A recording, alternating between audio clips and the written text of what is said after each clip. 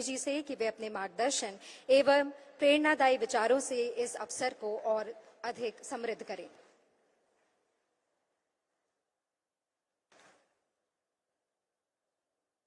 भारत माता की, भारत माता की। देहरादून पुस्तक महोत्सव के आज शुभारंभ अवसर पर अभी हम सब लोग जिनका संबोधन सुन रहे थे, जिन्होंने आयुष के क्षेत्र में, अनुसंधान के क्षेत्र में पूरे विश्व के अंदर हमारे देवभूमि उत्तराखंड का,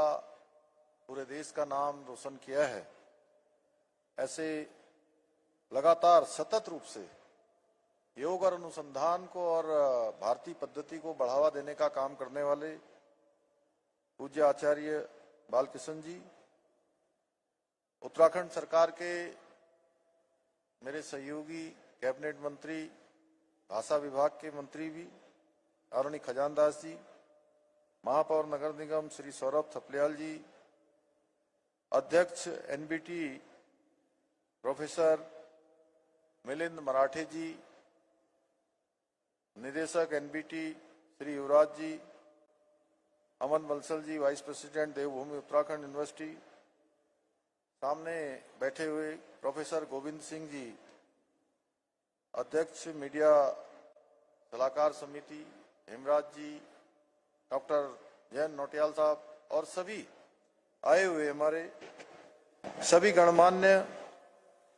साहित्यकार, कलाकार बंधु, विद्वानगण, साहित्य प्रेमी एवं यहाँ पर उपस्थित सभी महानुभाव और मैं विशेषकर जिनके निमित्त ये देहरादून पुस्तक मेला आयोजित किया गया है, ऐसे सभी मेरे प्रिय छात्र एवं छात्राएं, मीडिया के सभी मित्र, मैं सबसे पहले तो आप सभी का आज के इस अवसर पर आप सबका मैं अपनी ओर से आज इस उद्घाटन समारोह में सभी का स्वागत करता हूं, आप सभी का अभिनंदन करता हूं। और सच में मेरा भी सौभाग्य है कि मुझे भी आप सब महानुभावों और साहित्य रसिकों के मध्य उपस्थित होने का अवसर प्राप्त हुआ है और ये जानकर अत्यंत प्रसन्नता हो रही है कि 4 अप्रैल से आज से प्रारंभ होकर 12 अप्रैल तक लगातार ये पुस्तक महोत्सव हमारे साहित्य,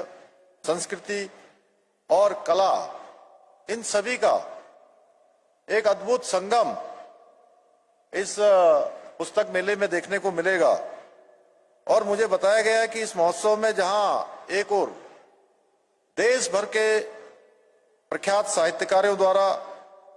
विभिन्न सत्रों के माध्यम से साहित्य, संस्कृति, इतिहास एवं समकालीन विषयों पर गहन विचार विमर्श किया जाएगा, वहीं साहित्य प्रेमियों के लिए संवाद सत्र, पुस्तक परिचर्चाएं तथा लेखक से मिलिए जैसे विविध कार्यक्रम भी आयोजित किए जाएंगे, जो ज्ञान और विचारों के आदान प्रदान को एक नई दिशा प्रदान करेंगे। इसके साथ ही इस पुस्तक मेले में गढ़वाली, कुमाऊनी सहित विभिन्न भाषाओं की लाखों पुस्तकें भी प्रदर्शित की गई हैं। यहाँ हमारे बच्चों में पुस्तकों के प्रति रुचि विकसित करने के उद्देश्य से एक विशेष चिल्ड्रन पेविलियन की स्थापना भी की गई है, जहां प्रतिदिन स्टोरी टेलिंग, रचनात्मक कार्यशालाएं, क्विज प्रतियोगिताएं तथा इंटरेक्टिव लर्निंग जैसी रोचक गतिविधियों का आयोजन किया जाएगा। इसके अलावा इस महोत्सव में देश और प्रदेश के प्रसिद्ध लोक कलाकारों द्वारा निरंतर मनमोहक सांस्कृतिक प्रस्तुतियां एवं म्यूजिकल कॉन्सर्ट भी आयोजित किए जाएंगे। मुझे पूरा विश्वास है कि ये महोत्सव न केवल हमारे साहित्यकारों और साहित्य प्रेमियों के संवाद का एक उत्कृष्ट मंच बनेगा, बल्कि हमारी समृद्ध सांस्कृतिक विरासत, साहित्यिक परंपराओं को नई पीढ़ी तक पहुंचाने में भी बहुत महत्वपूर्ण भूमिका निभाएगा। मैं इस भव्य साहित्यिक एवं सांस्कृतिक महोत्सव के सफल आयोजन के लिए केंद्रीय शिक्षा मंत्रालय राष्ट्रीय पुस्तक न्यास तथा सभी सहयोगी संस्थाओं को हृदय से शुभकामनाएं देता हूं, जो इस आयोजन के माध्यम से ज्ञान की इस महान परंपरा को जन जन तक पहुंचाने का सराहनीय कार्य कर रहे हैं। भाइयों बहनों, हमारी देवभूमि की ये पावन धरा सदियों से रचनात्मकता, ज्ञान और संस्कृति का अद्भुत केंद्र रही है। इस पुण्य भूमि पर महर्षि वेद व्यास जी ने महाकाव्य महाभारत और वेदों का संकलन एवं रचना की, तो वहीं महाकवि कालिदास जी ने कंडो आश्रम में अभिकाम शकुंतलम जैसी अमर कृति की रचना भी इसी भूमि में की। देवभूमि उत्तराखंड का इतिहास अत्यंत समृद्ध रहा है, जहां कुमाऊं और गढ़वाल की गौरवशाली परंपराओं ने साहित्य, संस्कृति और लोक जीवन को एक नई पहचान देने का काम किया है। हमारे लोकगीत और लोक कथाएं हमारी सांस्कृतिक चेतना का आधार रही हैं। इस धरती ने अनगिनत लेखकों, कवियों, विचारकों को प्रेरणा दी, जिन्होंने हिंदी, संस्कृत और अंग्रेजी के अलावा कुमाऊनी, गढ़वाली, जौनसारी जैसी क्षेत्रीय भाषाओं में लिखे गए साहित्यों को भी समृद्ध करने में अपना महत्वपूर्ण योगदान दिया। जहां गुरुदेव रविंद्रनाथ टैगोर जी ने रामगढ़ की शांत वादियों में गीतांजलि जैसी अमर कृति की रचना की, वहीं महादेवी वर्मा, सुमित्रानंदन पंत जैसे महान साहित्यकारों ने भी अपनी महान रचनाएं इसी भूमि में रची। उत्तराखंड की इस पावन धरा में गुमानी पंत और मोलाराम जैसे महान कवियों को जन्म दिया, जिन्होंने क्षेत्रीय भाषाओं को समृद्ध किया, जबकि शैलेश मटियानी जी ने सामाजिक यथार्थ को अपनी लेखनी में पिरोकर पहाड़ का प्रेमचंद कहलाने का गौरव प्राप्त किया। साथ ही गौरापंत शिवानी, लीलाधर जगूड़ी, मनोहर श्याम जोशी, मंगलेश डबराल, विद्यासागर नौटियाल जैसे महान साहित्यकारों के साथ साथ लक्ष्मण सिंह बिष्ट बटरोही, सुभाष पंत, चंद्र कुंवर बर्तवाल जैसे अनेक विद्वान लेखकों ने अपनी लेखनी से हमारे प्रदेश को समृद्ध किया। इसके अलावा रस्किन बॉन्ड, बिल एटकिन और जैसे साहित्यकार देवभूमि की पहचान को इन्होंने भी विश्व मंच पर स्थापित करने का काम किया है। आज भी हमारे ही देवभूमि उत्तराखंड से निकलकर परसून जी जोशी जैसे युवा रचनाकार लेखन और सर्जन के क्षेत्र में देवभूमि उत्तराखंड का नाम आज पूरे देश के अंदर रोशन कर रहे हैं। ये पुस्तक महोत्सव हमारे प्रदेश की गौरवशाली साहित्यिक परंपरा को एक नई ऊर्जा प्रदान करने के साथ साथ हमारे रचनाकारों को, कलाकारों को, पाठकों को और साहित्य प्रेमियों को एक साथ एक मंच पर लाने का अद्भुत कार्य भी कर रहा है। भाइयों बहनों, हमारे शास्त्रों में कहा गया है, पुस्तकों के महत्व को रेखांकित करते हुए, कि न चौरहार्यम न राजहार्यम न बृहत भाज्यम न च व्यकृते वर्धते एवं नित्यम विद्याधनम सर्वधनम प्रधानम। अर्थात ऐसा ज्ञान ऐसा धन है जिसे न कोई चुरा सकता है, न कोई राजा छीन सकता है, न इसका बंटवारा भाइयों में किया जा सकता है। इसे जितना खर्च किया जाए, यानी कि जितना दूसरों को बांटा जाए, ये उतना ही बढ़ता है। इसलिए विद्याधन सभी प्रकार के धनों में श्रेष्ठ धन है, यानी सर्वोपरि धन कोई है तो विद्याधन है। भाइयों बहनों, मेरा मानना है कि पुस्तक केवल शब्दों का संग्रह नहीं होती है, बल्कि ये समय से परे ज्ञान का एक ऐसा प्रकाश होती है जो पीढ़ी दर पीढ़ी समाज को दिशा देने का कार्य करती है। लेखक भले ही इस दुनिया में न रहे, जिन्होंने अपनी रचनाएं कर दी, जिन्होंने अपने साहित्य रच दिए, लेकिन उनकी रचनाएं सदियों तक जीवित रहती हैं और आने वाले पीढ़ियों का तो मार्गदर्शन करती ही रहती हैं। और अभी आचार्य जी यहां से एआई के बारे में बता रहे थे, और जो रचनाएं हो गई, जो साहित्य लिखे जा चुके हैं, सच में अब वो अमर हो गए, क्योंकि अब वो यही क्या एआई के माध्यम से, अन्य माध्यमों से अब वो हमेशा से रहने वाले हैं, हमेशा थे, हमेशा हैं और अब हमेशा रहने वाले हैं। कई वैज्ञानिकों ने शोध से, उनके शोधों से स्पष्ट हो चुका है कि पुस्तकें पढ़ने से हमारी जो एकाग्रता है, स्मरण शक्ति और सोचने की क्षमता विकसित होती है। बल्कि बहुत अच्छा अभी यहाँ पर मिलिंद भाई भी कह रहे थे कि पुस्तकें वास्तव में, मैं उनकी भाषा को थोड़ा सरल कर दूं तो जो कह रहे थे मैं उसी को थोड़ा भावार्थ उसका मैं बताना चाहता हूं थोड़ा और सरलता से, कि पुस्तकें ये हमारे दिमाग की खुराक होती हैं। दिमाग को अगर खुराक देनी है तो मैं प्यारे बच्चों से भी कहना चाहूंगा कि वो पुस्तकों को पढ़ेंगे तो उनके दिमाग को खुराक मिलेगी। और आज के डिजिटल युग में भी पुस्तकों का महत्व तो कम नहीं हुआ है, बल्कि और भी बढ़ गया है, क्योंकि आज के युग में इंटरनेट हमें सूचना अवश्य देता है, परंतु पुस्तकें हमें सोचने और समझने की शक्ति प्रदान करता है। मोबाइल हमें सूचनाओं का आदान प्रदान करने की सुविधा अवश्य देता है, परंतु पुस्तकें हमारी सोच को गहरा और स्थायी बनाती हैं। भाइयों बहनों, आदरणीय प्रधानमंत्री जी के मार्गदर्शन में हमारी सरकार भी उत्तराखंड के अंदर साहित्य और संस्कृति के संरक्षण के लिए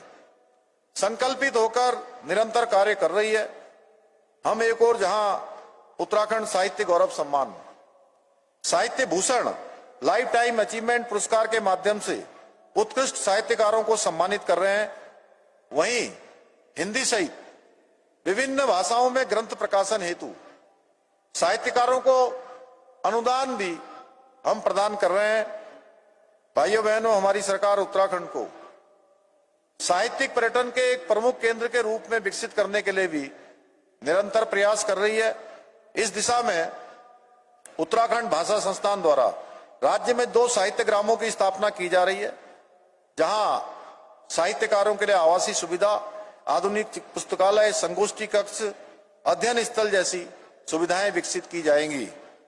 ये पहल न केवल साहित्य साधकों को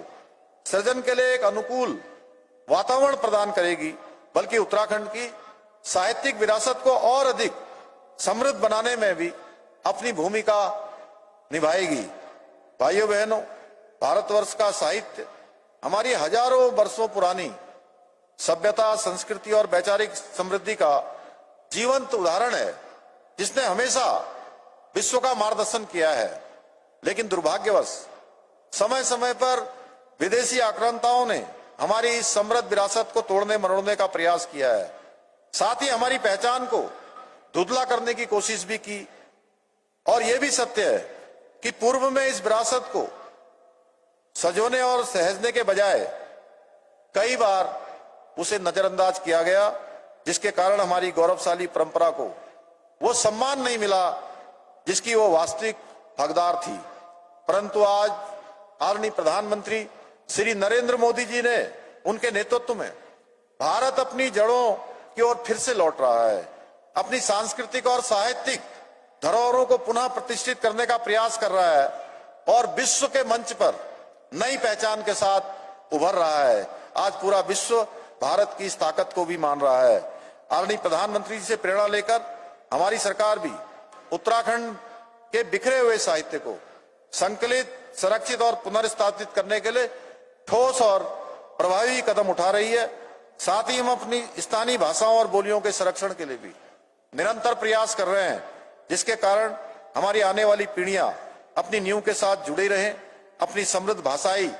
विरासत पर गर्व कर सके। आज के इस अवसर पर मैं आप सभी से यह आग्रह करना चाहता हूं,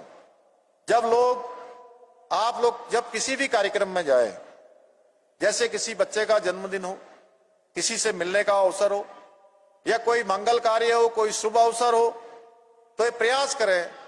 कि वहां बुके या अन्य उपहार के स्थान पर एक पुस्तक या पौधा भेंट करें। वैसे आचार्य जी, राज्य के अंदर मैं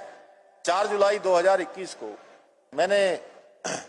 इस जिम्मेदारी पर काम करना शुरू किया और उसके 1 हफ्ते के बाद मेरे को ऐसा अनुभव हुआ कि इतने सारे बुके आ गए, जितना बड़ा ही पंडाल लगा है इस पंडाल के कम से कम आधा स्थान जो है फूलों से और बुके से भर गया। तो मुझे लगा कि सच में एक नया काम करना चाहिए। तो मैंने तभी लोगों से आग्रह किया था कि अगर आप कुछ देना ही चाहते हैं तो बुके की जगह एक बुक भेंट करिए। तो ये प्रचलन हमारा आगे बढ़ा है आज। तो काफी लोग पुस्तकें भेंट करते हैं। तो मुझे लगता है कि ये पुस्तक मेला भी इस दिशा में एक संदेश देने का एक बहुत बड़ा माध्यम बनेगा, क्योंकि इससे न केवल ज्ञान और सकारात्मक सोच का प्रसार होगा, बल्कि हमारे समाज में पुस्तकों के साथ साथ अगर गमला देंगे, पौधा देंगे, तो पर्यावरण के प्रति भी लोगों में जागरूकता बढ़ेगी। और हमने इसीलिए उत्तराखंड के अंदर जो विकास का मॉडल प्रारंभ किया है, वो मॉडल हमारा इकोलॉजी और इकोनॉमी दोनों के संतुलन का है, दोनों का बैलेंस का है। और इकोलॉजी भी होनी चाहिए, इकोलॉजी भी होनी चाहिए, और साथ में टेक्नोलॉजी और जुड़ जाएगी, जिसके बारे में अभी आचार्य जी कह रहे थे एआई के बारे में। तो उसमें वो सोने पर सुहागा हो जाएगा। तो भाइयों बहनों, पुस्तकें खरीदने से जहां व्यक्ति का ज्ञान बढ़ता है, वहीं इससे हमारे लेखकों को, प्रकाशकों को और ज्ञान की पूरी परंपरा को एक मजबूती मिलती है, उनका प्रोत्साहन होता है और समाज में पढ़ने की संस्कृति भी विकसित होती है। मैं अपने विद्यार्थियों से भी कहना चाहूंगा कि अपने सिलेबस के अतिरिक्त भी पुस्तकें पढ़ने का अपनी दिनचर्या का हिस्सा बनाएं, उनको अपनी आदतों में सम्मिलित करें। भाइयों बहनों, हमारी सरकार देवभूमि उत्तराखंड को देश का श्रेष्ठ राज्य बनाने के अपने विकल्प रहित संकल्प के साथ निरंतर प्रयासरत है। और मुझे पूरा विश्वास है, ज्ञान, शिक्षा और जागरूकता के इस मार्ग पर आगे बढ़ते हुए हम सब मिलकर एक सशक्त, समृद्ध और जागरूक उत्तराखंड का निर्माण करने में अवश्य सफल होंगे। इसी विश्वास के साथ एक बार पुनः आयोजकों को इस महोत्सव के सफल आयोजन की शुभकामनाएं देते हुए मैं अपनी बात समाप्त करता हूं। धन्यवाद। बहुत बहुत धन्यवाद सर। अब मैं राष्ट्रीय पुस्तक न्यास के निदेशक श्री राज मलिक जी से आग्रह करूंगी कि वह धन्यवाद ज्ञापन प्रस्तुत करें। मंच पर